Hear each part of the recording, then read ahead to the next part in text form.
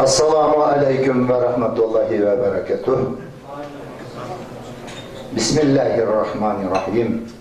Aziz kırindaşlar, bugünkü oturuşunu riyasatçılık kılışka meni belirlep koyuptu. İşençi bildigenge bu teşkilatka rahberlerge çoğun rahmetlerini etmekçimen. Aldı bilen kıskaça özümdeki sözümünü meşege kıstırıp koyay, riyasatçılıktan paydalanıp. Biz kırindaşlar programını şunda qarsak yaxşı uyuşturuptu bәріне. Mesela bәрimiz endi vatan çaqqan azat bosga, ati bosga deb keldik ku bu yerga. Shunaqa deyman. Aslında bir has qo'shimiz deb keldik ku deyman bu yerga. Unda qolsa men hayron, nemishga biz tartibga bo'ysunmaymiz? Nemishga o'zimizningki bir kishi bo'ynimizga kichkinam yuklangan yukni vaqtida ve aşını to'liq javobgarlik bilan bajarmaymiz. Shuning uchun hurmatli qarindoshlar, men sizlardan so'radim. Aramizda shunchalik qimmatli olimlar bor. Kerak bo'lsa Uyg'urlar deb qo'yamiz. To'g'i so'yibma aklamaymiz ashlarni. Shular kelgan vaqtdagi shularning dokladlarini yaxshi anglab, bu vatanning ozod bo'lishiga har qaysimizga nihoyatda muhim ishlar. Özden özge bir iş payda olmaydı. Bunun nurgun tayarlık gerek. Şunun için hürmetli qarindaşlar, inlerim asas sizler bugün günde tan tarbiyege, qandaq ilim bilimge köngül bölgen bolsaňlar, şundaq tan tarbiyege köngül bölüş gerek. Başka yere tükenmez söz, iğir yüklenip ötemez durup, vatanımız azat bolmaydı, bunu bärimiz yaxşı biliriz. Şununla her qaysımız tayar oluşumuz gerek. Sizlarni şununla sel bir çakırmakçılar. Endi gün tartibimiz boyunca her bir bizninki yığınla hatmi Kur'an tilaveti bilen başlandı. Şunun için mesela Abdüveli Qari'ni çakırmakçılar. A'udhu billahi mineşşeytanirracim.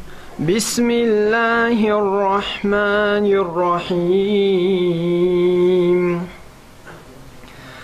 İnne fî halqis semâvâti vel ardı ve ihtilâfil leyli ven nehâri leâyâtin liulil albâb. الذين يذكرون الله قياما وقعودا وعلى جنوبهم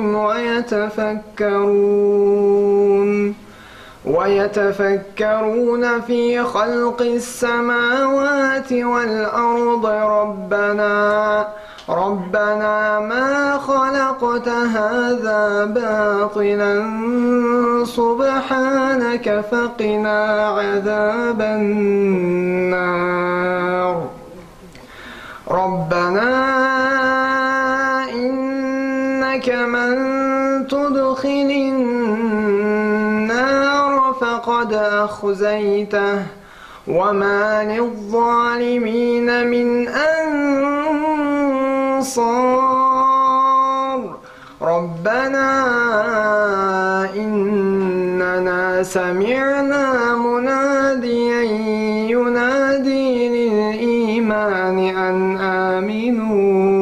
أن آمنوا بربكم فآمنا ربنا فاغفر لنا ذنوبنا وكفر عنا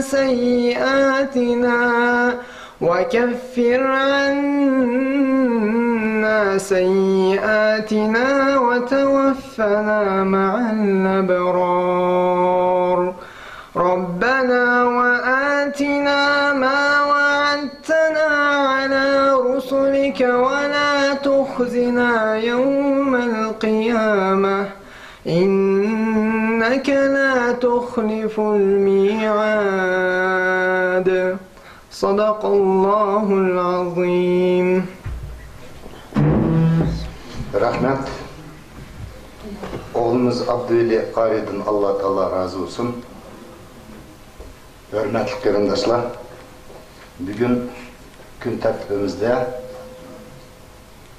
Şarkı Türkistan davasının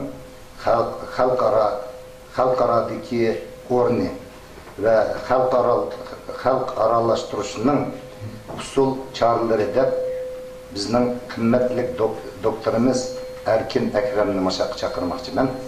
Dikkat bilen anılsakmış. Kene marhamet. Hürmetlik divan reisi, kadirli kerimdaşlar, kichiklarga izzat, cho'nglarga hürmet ve selamun aleyküm. Ve aleykümselam. Bugünkü timimizde Şark Türkistan ve Uygur davası anlatmakçı. Bu iki dava aslında iki xil dava. Şark Türkistan davası müstakillik davası. Uygur davası hazırki ahvalda kişilik hukuk davası. Etnik gruplarınki haklarının davası. Fakat Uygurlar Şark Türkistan'ın davasını kılvatkaşka Uygur davası ile Şark Türkistan davası okşaş bir dava buluvadıdı. Halkarada yalğızla iki millet bu iki hukumunu birleştirip karaydı. Birisi Uygurlar, birisi Xitaylar. Başka misalga Amerika'da olsun, Avrupa devleti olsun, Türkiye olsun, bular hiçbir zaman Şark Türkistan davası diyen gapni qilmaydi. Bular yalğızla Uygur meselesi deb ifade qiladi. Bu hukumni ayırmak lazım. Bazı devletler eğer de Uygurlarga istaçılık bildirse, Şark Türkistan davasıga tövbe qo'shyapti deb qilish xato bo'ladi.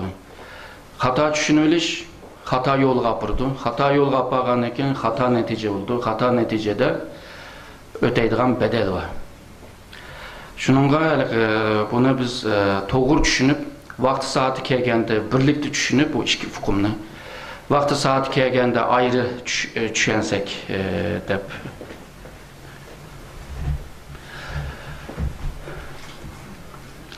xalqaro sahnaga chiqish da'voninki masalasiga kelgan chog'da 11 sentyabrdan keyin Şark Türkistan meselesi başka bir seviyeye kelgen oldu. 11 sentyabrdan bir aydan keyin Amerika'nın Aksaray sözcüsü Richard Poucher'ın bir muhbirlarning kutilish yig'inida tuyuqsizlar yine bir haftadan keyin Shanxayda ichildigan APEC yig'ini, yani Asya Pasifik devletlerinin ki iktisadi hemkarlık teşkilatı. Bu teşkilatının ki yığını o 11 sentyabirden bir aydan keyin Şanghay'da içilmekçi. Dedi ki başlık George Bush Xitayga barmakçı, nurgun meselelerini müzakere kılmakçı, şundakla Uygur meselesini gün tertipke ekildi deb beyan kıldı. Sizlerni bilmeyim ama ben bu haberini kögen vaktimde bütün kanlarım kaynadı. Vücutlarım acayip bir xil nim bo'lib kaldı. Çünkü 49'dan itibaren chet elga chiqqan Uygurlar xalqarada davasını ilib beriyotgan. Fakat o zamandaki şart şarayitlardan tüpeyli bunu bu dereceye ekilemedi. Hem de dünyanın Cihangir devletinin Uygur meselesini Xitay ile müzakere kılımız deyişi bu Uygur meselesini birdenle xalqaro seviyesiga ekegendek Şark Türkistan meselesini xalqaro meselesiga ekivatıdı manasıga keldi. O bir haftacha naiti qiynalib xabarini kutib turdik. Bu yig'in bir haftadan keyin ichildi-ku. Bu yig'in qandaq neticelenidi, George Bush vaz kechemdi deb o'ylab, oxiri 10 ayninki 19'unda hakikaten deyilgandek George Bush Canzamin bilan ko'rish bo'lib, muxbirlarning kutilish yig'inida nurg'un meselelerini paran qilganligini, müzakere qilganligini ve Uygurlarninki kişilik hukukning chinlanganligini, ayak astı ağanlığı hakkında müzakere kıldık deb. Ama Reuters'ın ki bergen haberinde Uygur ismini atmay, yani terörizmni bana kılıp aşı etnik grupnun ki haklarını ayak astı alamaysa dep uçuk ve aşkar Şanghay'da bu gapni dedi. Bu gapni degenden keyinla artık Uygur meselesi başkaca bir nimege, başka bir seviyege kelgininin bir işareti buldu. Xitay tarafına qaraydigan bolsak, 11 sentyabrdan keyin Xitay mana Sharq Turkiston meselesini terrorizm bilan bağlashga tirishdi. Bu öz vaqtida bo'libmi shu 11 sentyabrdan keyin bir aydan keyin Xitayninki sözcüsü hem Sharq Turkiston, hem Tibet, hem Tayvanning shu xalqaro terrorist bo'lganligini e'lon qildi. Ama Dalai Lama tinchlik mukofatini olgan adam. Tayvan bir demokratik bir devlet. Qandalaji bu terrorist bo'ludi deb. Ahiri Xitoy bundan yenilib, tenilib, yolg'izlar Sharq Turkistonliklarni ya da Xitoychaninki Dongtu tarjimasini men Sharq Turkistonchilar deb tarjim qildim uni. Sharq Turkistonchilarni hammasini xalqaro terrorist ve bularni qurgan tashkilotmi xalqaro terrorist deb bunu e'lon qildi. Yani bir yanda Amerika bunu xalqaroviylashtiryapti, bir yanda Xitoy bu tashkilotlarni xalqaroviy tashkiloti, yani xalqaro terrorist tashkiloti deb bunu e'lon qilishi Sharq Turkiston davosinin bir keçinin içinde içki meselesinden xalqaro meselesiga aylangan. Bununki o vaqtida o Erkin Ahmet efendimle bir röportajda, yani radyoda degan vaqtimda belki isi kelganda bordim. Bunun için Uygurlarning meselesi xalqaro sahnaga chiqdi ve Uygurlarning siyasi, tarihi, medeniyeti, hatta kinolari hakkında tadqiqotlar ko'paydi ve Uygur meselesi xalqaroniki siyasi sahnada yer oldi degandim. Shu 11 sentyabrdan keyingi ahvol. Mana hozir buni ko'ryapmiz. Xitoy bu şekilde ifade qilgan, ama Amerikaninki Xitoydan talab qilaman deydigan bo'lsa, yani terrorizm bilan kurash qilish jihatdagi talabni amalga oshirish uchun Amerikami shu nimaga Xitoyning Uyg'urlarga qarta bu yurgizayotgan besim siyasetini qo'llash lozim degan talabni qo'ygan. Yani bundaq yani bu yerda bu Xitoy sözcüsü bu şekilde dağıtdı. Bundan keyin Xitoylar bütün dünyada Sharq Turkistonchilarni hammasini terrorist deyishga tirishdi. Misalga Türkiye'de, Germaniyada, Amerikada bağlan yerda terrorist e'lon qilinglar. Bularni xalqaro terrorist tashkiloti deb e'lon qilinglar demagan yerlari qolmadi. O'rta Osiyo ve Rusya'dan başka hiçbir devlet, bo'libmi G'arb devletleri, hatta Türkiye hiç bununla qitilmadi. Hatta 2002'de Curumci'ninki Türkiye ziyareti vaxtida, yani Xitoy baş ministri Curumci'nin Türkiye ziyareti sırasında o vaxtidagi Türkiye baş ministri Bülent Ecevit'e degan, bular terörist e'lon qildi. O dedi ki, bular terörist faaliyetlerge qitilmagan bo'lsa, bular terörist emas. Yani Xitoy bu o'zi deb qo'yib, ondan keyin buni xalqaro seviyede bunu terörist, Uygurlarni terörist haliga eklemedim. Ama yalnızla O'rta Osiyo ve Rusya tevesinde onu kabul kılındı. Şunu demekçi, Xitoy 1996'da O'rta Osiyoga kirishga başladı, u yerda ta'sirini tiklashga başladı. 99'da O'rta Osiyodagi devletlerine hammasini qo'lga tushirgan bo'ldi. 99'dan itibaren Türkiye'gacha keldi. 2000-2001'de Xitay-Türkiye münasebeti nayet yukarı bir pelge geldi. Hatta Xitay devlet başlığı Jiang Zemin'e madalyon takdim kıldı. Hem de üçüncü kademde aslında Xitay Avrupa'daki yani Garp devletteki Şark Türkistan hareketini, Şark Türkistancıların hareketini yok kılışkı tırışkan. Ama üçüncü kadem tuzakka düştü. Yani Uygur meselesi Xitay'nın ki kontrol kıldığan hem sözde hem harekette kontrol kılalaydıgan, başkuralaydıgan bir mesele emes oldu. Onundan ki yıllardaki tarakkiyatlarını zaten bilirler. Şark Türkistan meselesi halkaravi leşken oldu. Hem de bunda bir meseleni halkara sahnede ilip biriş için bazı hukumlarını bir hal kılışka teşkil. Halkara münasebette ya da halkara devletler arası münasebet degen bu hukumda münasebet kurgucu devlet buludu. Devletten başkaları bu münasebette oyun oynayamaydı. Yani aktör devlet. Kinki zamanlarda halkara seviyedeki cemiyetleme bir aktör bulup oynaşka başlavadı ama esasen devlet. Yani devlet ile devlet münasebet kurdu. Şahsi ya da cemiyet bir devlet ile münasebet kuramaydı. Çünkü o hakkın yok. Bunu hem de ben biraz nimeden düşündür birey bunu. Hazırki halkara sistem, tüzüm aslında Avrupa'da peyda olan bir tüzüm.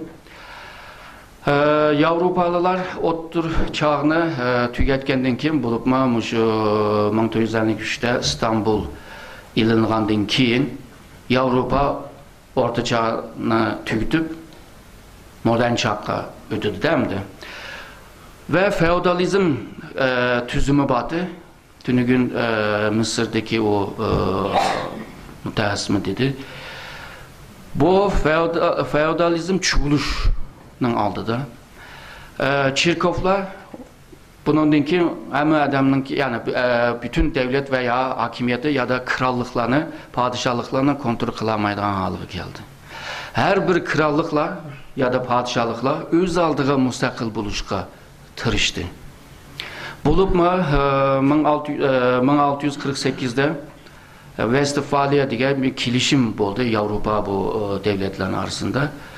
O kilişimde mındak bir ifade var.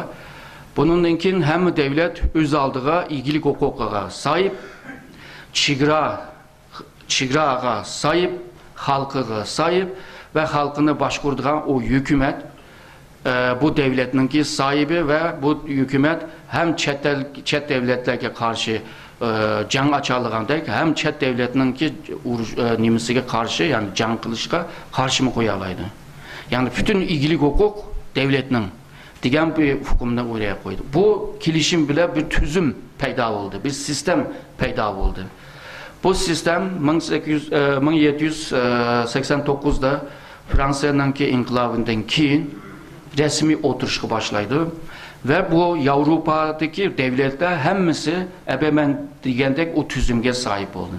Fakat bu sömürgecilik hareketiyle birlikte, müstemlike hareketiyle birlikte başka devletlerine yiyilişki başladı ve Avrupa devletler bu tüzümle, bu sistemle başka devletlerge, başka rayonlar, başka kıtalarına aprışkı başladı. Bulup mu 19. esirlerde İngiltere'ninki, Britanya devletininki küçüğüyle Avrupa'da, kıta Avrupa'da şekillengen bu tüzüm bütün dünyaya yayıldı. Misalga Osmanlı devletime öz aldığı bir dünya tüzümü battı. Bu kadar tüzüm degende yer astıdaki bütün insanlarını Türkler başkurdu. Ve bütün krallıklar, hükümdarlıklar, bu padişahlıklar hemisi Osmanlı padişaha bağlanış lazım. Bu aslında Orhun yazığında uçuk yazıklık deydi ki kök ve yer yaratıldıktan sonra keyin bu ikisinin arası da insanoğlu yaratıldı dedi. Yani Tanrı yaratıdı. Bu insanoğlunu başkuruş için Türk milletini yarattı deyip yazdı. Yani bu hukum Türkiye halklarının ki Hatta İslamiyet'in kim bozma bu başkuruş zihniyeti devam kılgan. Osmanlılar İslamiyet'in kabul kılgan takdirdime yine bu kona o düşünceni ilbek egen. Bu mu bir tüzüm? Bu tüzüm kandan neyse addi nesleyle düşündüre bir mahallede çokum bir nim buldu, bir aksakal buldu. Bu aksakal mahallede çokum bir kurallarını koydu. Şuna koy. Bazı kanun demisek mi kurallarını koyup manda kılsam da birisi bile öş çok kalsa hemisini yığıp onun öşmenlik kılalaydı. Yani bir mahalledeki o aksakal kılalaydı bulanı. Şunun okşaş her bir kabilenin reisi mi kabilesiga kurallarını koyalaydı. Yani dünyanın ki Cihangir devlet mi dünyaya mı tüzüm koyuşga tırışırdı. Bu bolsa 19. esirde Avrupa'daki bu tüzümü bütün dünyaya yiyiş. Mesela Xitay kaçan kabul kıldı? 1861'de kabul kıldı. Xitay mı burun? Menden başka devlet yoktu. Menden başka millet yoktu. Bolsa mı? Ola bizcilik medeni emez. Ola medeniyetsiz, barbar. Ulanı adam kılış ve medenileştiriş Xitay'nın ki vazifesi buna Tanrı bizge bergen bu hakkını dep manda düşündü. 1861'de Xitay chet el devletlerle münasebet kuruş degan bir baş ministerlikka bağlı vaqtida baş ministerlik yok da bir organı teşkil kıldı. Şu günden itibaren Garp devletlerinin ki bu tüzümden kabul kılışığı başladı desek oldu. Osmanlılar bolsa 1793'te birinci kıtım İngiliye'ye elçi evitiş ile Avrupa'nın ki bu tüzümünü kabul kıldı. Rusya bolsa Büyük Petro yani Uluk Petro'dan itibaren Üz Ligindiler Garp devletinin ki bu tüzümlerini kabul kıldı. Hazırki tüzüm Amerika'nın kurgan tüzüm. Hazır halkaradaki tüzüm ve sistem Amerika'nın kurgan sistem. Bu ma İngiliye'den mındakla ilip, ütküzüylipla bunu devam kılgan. Misalga futbol kurallarını, misalga basketbol oynaş kuralları, hatta maşının ki yolda kandan meniş lığından aşı nurgun bizninki bugün bilmegen yani bunun tigdeğini bilmegen bazı kurallar var. Köpüncüsü Britanya devleti ile münasebetli. Bunu hazır pek bilmeyimiz. Bunu kengaytken ve yükseltken Amerika. Bugün Amerika'nın ki kurgan bu sistem 1945'ten kim kuruldu. Bu halkara sisteminin ki siyasi mesulatı Birleşken Devletler Teşkilatı. Biz ona bazen hata düşünürüz çünkü nurgun hakladaydı Birleşken Devlet mundak Birleşken. Xude o dünyanın ki umumi hükümeti, hakimiyeti, devleti de o Amerika'nın ki kurgan tüzümünün ki siyasi mahsulatı. İktisadi mahsulatı nimo degen vaqtida misalga Dünya Bankası. IMF'nin nimdeyimiz? Halkara Pul Fondu Teşkilatı mı? Onundakin Dünya Ticaret Teşkilatı var. Bu hemisi Amerika'nın kurgan tüzümünün siyasi, iktisadi cetteki mahsulat. Sen bulağa azab olmuşsan, sen payda alamaysa, sen bu teşkilatlara azab olman desen, bana şart bu. Bu şartlarga kol koymak ve imza kılmak mecburiyeti. Kımırsan, bu tüzümge meydan okusan, seni yok demek.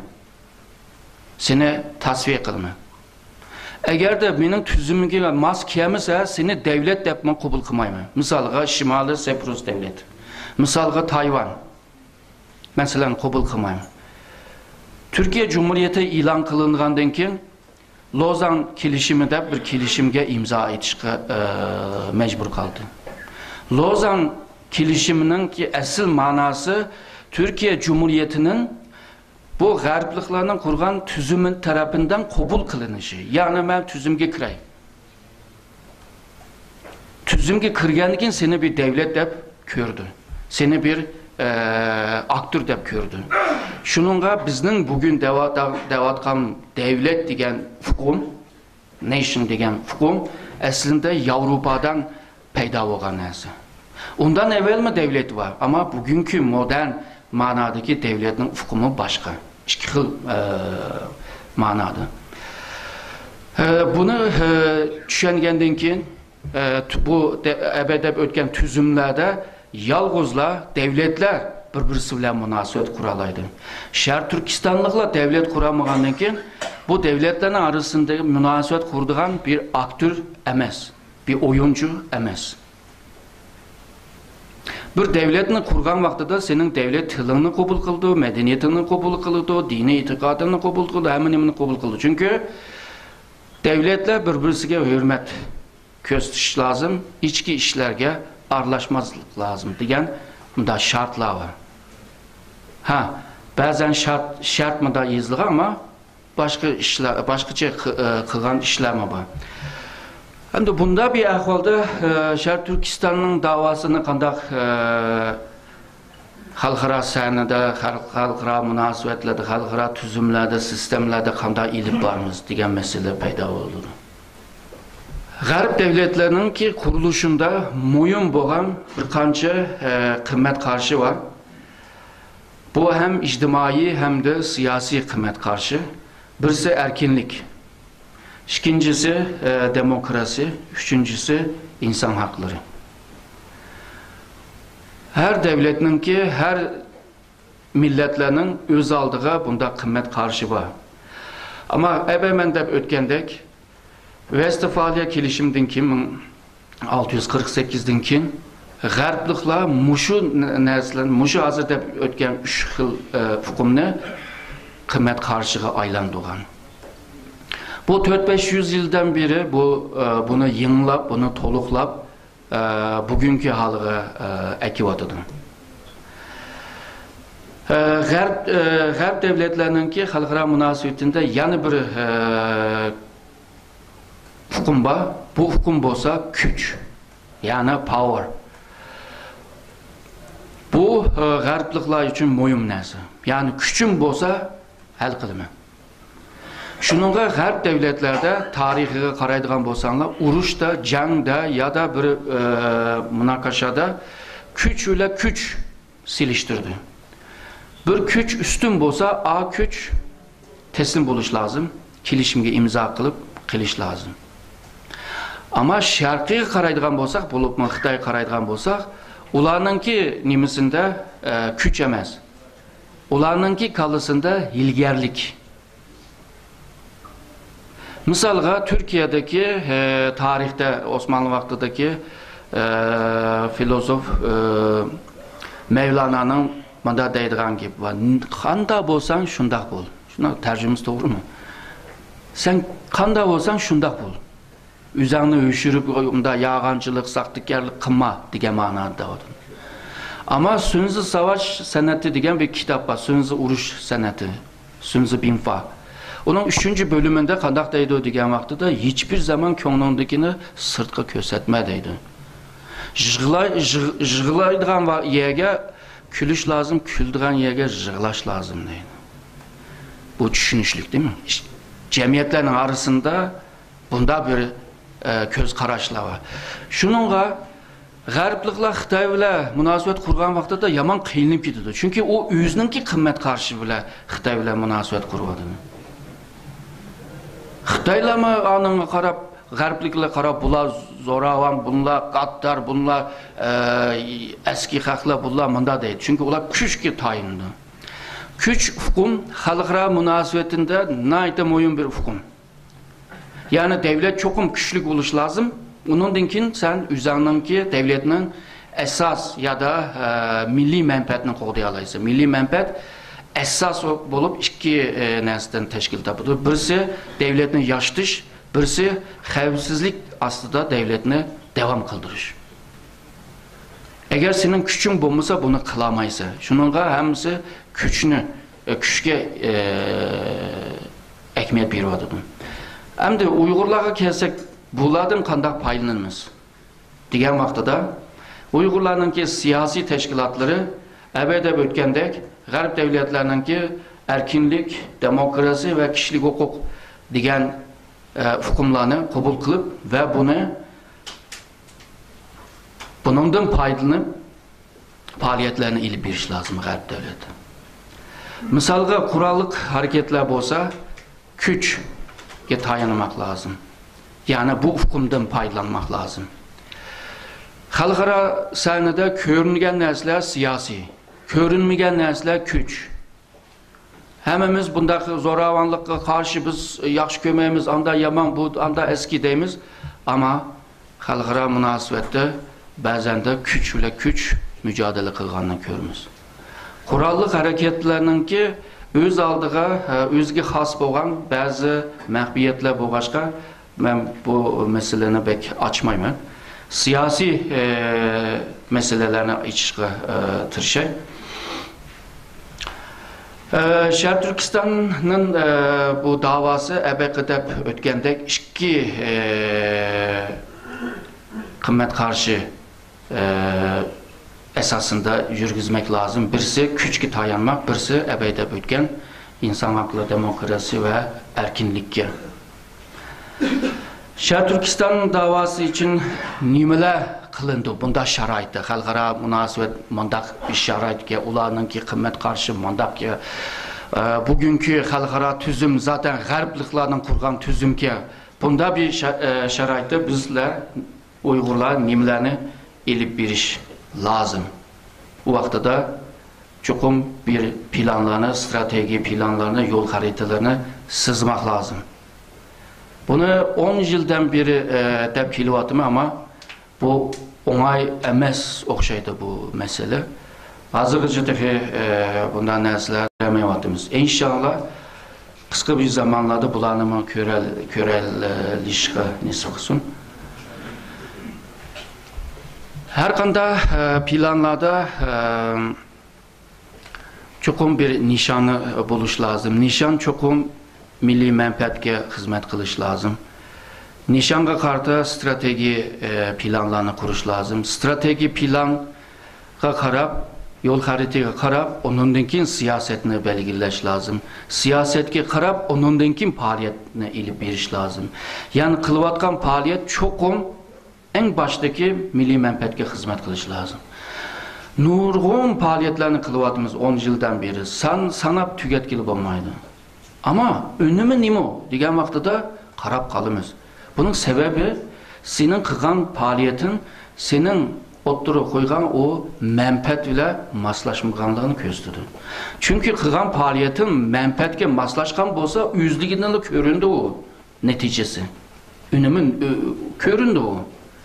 G'arbliklar biz bilan bo'lgan farqi mayli biyologiya jihatdan bo'lsin, mayli boshqa fiziki jihatda bo'lsin, jiq o'zgarish yo'q. Chiroyi boshqacha bo'lgan bilan fiziki ma biologik jihatdan deyapman, jiq farqi yo'q. Ularning mingisi qancha gram bo'lgan bo'lsa, bizningki mana shuncha gram. Ular bilan bizningki farqimiz, ular sistem bilan ish qiladi, biz hissiyot bilan ish qilamiz. Farqimiz shada. Eğer bizim ular 500 yıl tırışıp aran tapkan bu tüzümünü biz bir keçede, bir gündüzde paylanıp kılalıgan bolsak. Yani halkla kampanya işiltip atsa biz illa da ben cahillik kılıp ketmen çapamam mı? Gerek yok o. Biz azrak pul yığıp kampanya gelsek 100 adamın kıldığın işini bir adam kısa. Şuna koy hem de g'arbliklardan ki o nimelerine iliş belki bununki bir tosaqlığı yok. Şununla g'arbliklardan ki bu uslublarına ügünüş lazım dep oylayman. Tünügümü dep öttüm. Bütün kişinin ki annesi akıl. Aşınılı işiltelisi. Kur'an-ı Kerim'de mi deydi bu? Akıllık adam ancak Allah'ını düşüneliydi. Yani bilimlik, ilimlik adamdı. Kur'an-ı Kerim'de düşünüş için belli bir ilim seviyeye keliş lazım. Biz qanday qilayli degan vaqtida bizninki nişanımız yaman çoğ. Ben eve meyada kösettim. Biz ma'volaki nihai nişanı Şərq Türkistan'ın azatlığı degan misalda bunu düşündürmekçi. Çünkü nurgun bazı teşkilatlar onunki nişanı müstakillik emas. Misal ular medeniyetine esas algan, o sanatına esas algan, yani başka nesnesinden algan. Ama ularınki nişanı başqaça bo'lğaçqa, strateji planı başqaça oldu. Hazırki mening bergan misalim müstakillik üçün dağıtımı. Misalga nişan çoğ. Dünyada devletini kurgan liderler hemisi tarihte yazıldı. Amerika'nın kurgan, Rusya'nın, Sovyetler İttifakı'nı kurgan, Xitay'ını kurgan, Türkiye'ni kurgan adamların hemmimiz bilimiz. Çünkü insan oğlunun hayatında kılalaydıgan en çoğ iş azırca devlet kuruş. Yani devletini kurup çıkış. Devletini kuralgan kargancağı da o alaydı bir kişi. O alaydı bir kişi boğanğa karganda tallangan kişi, yetişken kişi. Bununla ekmiyet vermek lazım. Ben hemen herhalde saatim toşuvadıdır. Hemen çakkan ötey. Bu nişan pek çoğun boğaçka. Buna 3'ge bölmek, 4'ge bölmek, 5'ge bölmek, xıl nimige kademge bölsek buludu. Bunu hazır ben 3'ge böley dedim. Birinci basqış. Birinci basqışınınki məqsəti nimo degan vaqtida Şərq Türkistan'nınki kimligini, halkınınki kimligini qoqdab qilish. Tünügün dedim. Kimligini qoqdab qilish birinci basqışınınki nişanı buluş lazım. Nime? Məqsəti buluş lazım. Bununki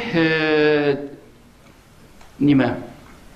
Nişan bulup birincisi Şərq Türkistan davasını halkaravileştirmek. Bu zaten boğanlığına evvel körüvatımız. Yani bolu adıdır. İkincisi, tünügümü de böttüm. Teşkilatını kurumsallaştırma, sistematik halığa ekilmek. Üçüncüsü, siyasetçiler derhal profesyonelleşme. Digendek, bu üçüne hedefki kılış gerek. Onun denkin, jürgüzüdüğün siyasetlerini bir yerde nurgum yazdım. Hemen sanap kemey. Bir yerde bir mesele ideya yaratış. Bir faaliyetini yürütmek için ideyaya ihtiyacımız var. Bu ideya meyli kandak teşkilat olsun, özünün teşkilatının ki alaytligi karab aşı ideyani yaratışka yarası buldum. Misalga dini esasını ehmiyet bergen bundaq teşkilatlar belki İslamiyet'nin bazı kıymet karşıga ve üyedeki mühim ifadelerge tayinip durup bunu şekillendirişke buludu. Bir misal birdiğen bolsa, misalga Vahabi, Abdülvahab. Bu zat bu ideyani oturup koygan çağda hemeden karşı çıkan. Bu ideyani yiyişke imkan vermeyen. Ama tarakiyyatının içinde nurgun bazı ideyalerini koşup öz aldığı, özge has olan, özge alayda olan bir xil düşünceni oturup peyda kılıp 19. əsrinin ahırları kelgen çağda milli azatlık degen hukum var o. Milli azatlık hukumunu din düşünce bile buna oturup koyuşu. Misalga Osmanlı Devleti'nden kutulup çıkmak. Bu hukum işçiga kirgenligi nurgun Müslüman cemiyetler asanla kabul kıldı bunu. Çünkü bunun da kutuluş, azatlık, kutuluş degen hukum var. Misalga Çeçen olsun veya Uygurlarda bazı kısımda olsun. Bu bir misal, okşaş kılışına hacet yok. Uygur halkının ki alaytliklerine karab, İslamiyet'ten ayetlerde emir buyruklarından faydalanıp bunu oturup koysa buldu. Bu ideya oturup peyda olan vaxtıda hem adam ideya ile hareket kılıdı. İdeya bazen insanı kat cem kılalaydı. İttifakını kurduğun şilim desem düşmedi bu yerden. Yani tutup durduğun şu çiçilango nesini tutup durduğun nesi de o. İkincisi şu plan, tüzüm, yol harita. Bu harita boğanın ki yana çiçilangolunu tutalaydı. Bununla ehmiyet bir iş lazım. Bunu hem de dinge toluk olan, siyasetge toluk olan adam ve adamlar birlikte buna kısıldı. Misalga Birinchi qadamdanki bizningki nishonimiz, asas nishonimiz kimlikni qo'g'dab qilish. Hozir kimligimizni qo'g'dagandan keyin biz bir millat bo'lamiz-da. Bir millat bo'lish uchun jiq shartlar bor. Tunugun Erkin Ahmet Efendimi dedi buni. O shartlar to'liq bo'ldi. Masalan, o'zingning tili, o'zingning iqtisodi, o'zingning urf-odat, o'zingning diniy e'tiqodi, hamma o'zingning bo'ladi. Haqlar müdahale qilamaydi. Bu kimlikni qo'g'dab. Kimlikni qo'g'dab bo'lgandan keyin ikkinchi bosqichda huquq nima? Huquq Türkçe. Qonun va madaniyat bilan o'zingni qo'g'dash. Qonun degan chog'da Xitoyninki ichki qonunlari, bu ham Xitoyninki asos qonundagi ba'zi moddalar bor. İkincisi Sharq Turkiston rayonining asos qonuni. Buni 2001-yilda eng oxir uni o'zgartirish kirgizdi, 99da o'zgartirish kirgizdi, uni da avval qildi. Buni qabul qilish uchun Xitoyninki 1953da qo'ygan bir ramka shaklidagi bir asanlık milletlerge bergen haqqını onunla tayandırmak lazım. Eğer de onu mu yaxşı kömemen desem, Avrupa Birliği'ninki asanlık milletlerge bergen haqqları ve ulağa bergen bazı kanunlar var, hukuklar var, onunla ya da Birleşken Devletler Teşkilatı'ndaki asanlık milletlerge karta berilgan haqqlarını ilip başka bir asas kanunu yezip çıksın buldu, aşından qarab kısım buldu. Onun gibi halkara kanunlar. Halkara kanunlarda nurgun Uygurlarga mas keldiğen kanunlar var. Misalga 62-68'lerde çıkan iki kanun var. Bunların hemisi müstemlike astidagi halklarına azat kılış veya topraklarına qaytırıp beriş. U yerda texmanda ibarlar var. Eğer de şu müstemlikeci, eğer de toprağını beğenmeyen halklar bisimine devam kısa, u yerdeki halklar kurallık ile mücadelene, küreşini kılalaydı deb hakkını bergen. 2004'te ben New York'taki bir jığında, o vaxtıda bilirsizler, 2004 degenden ki bütün dünyada terörizm bile küreş davatkan, qaynavatkan vaxtı. Məşədə Uygurlar terörist emestir deb, xalqara kanunlarına, maddelerge tayin durup, degandim u vaqtda atmosfer boshqacha bo'lgandaki meningki gaplarim pek nim bo'lmadi balki ta'sirlik bo'lmadi ammo chiqadam unutib ketibdi. Aslida mush xalqaro qonundagi Uyg'urlarga, bundaq asonlik millatlarga, musulmonlarga bergan nurg'un huquq va haqlar bor. Bularni birdan ilib huquq bilan abayqi kimligimizni texmi mukammal holga kelamiz. Asosiy qonunlarda diplomasiyaning bir qismi xavfsizlikninki tümü Xitoy merkezi hükümetine bağlangan takdirde onundan sırt Şarkı Türkistan'ın siyaseti, iktisadi, muharibi bular hemmisi Şarkı Türkistanlıklarının kolunda buluş lazım. Bu ikinci baskışını bunu qoğdab qilish lazım. Ve nişanımız güçlük bir milletini payda qilish. Güçlük bir milletke payda bo'lgandan keyin 3-cü basqışqa ötüş asan buldu.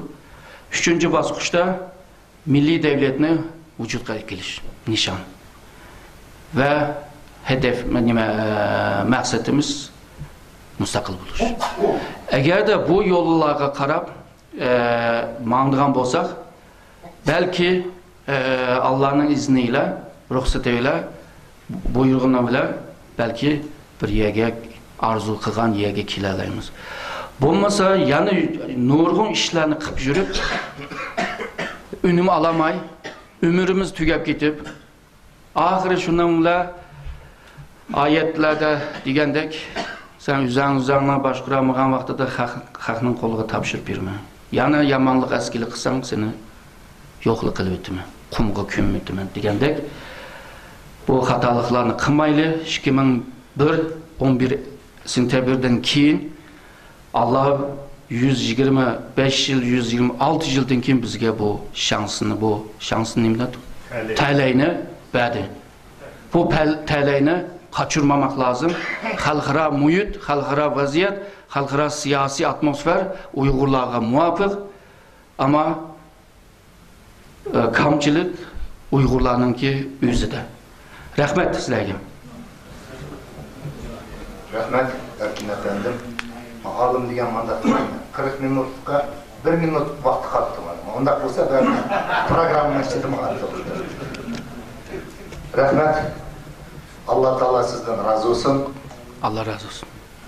Şu kasbingizdan davomlashtirib dunyoga tonildigan hattoki buvilarimiz Mahmud Qashqaridek, Yusuf Qasqajiblardek olimlardan bo'lishga Alloh taolo nasib qilsin.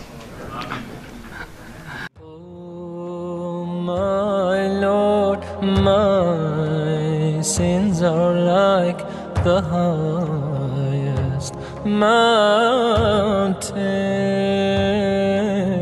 My good deeds are very few. They're like a small pebble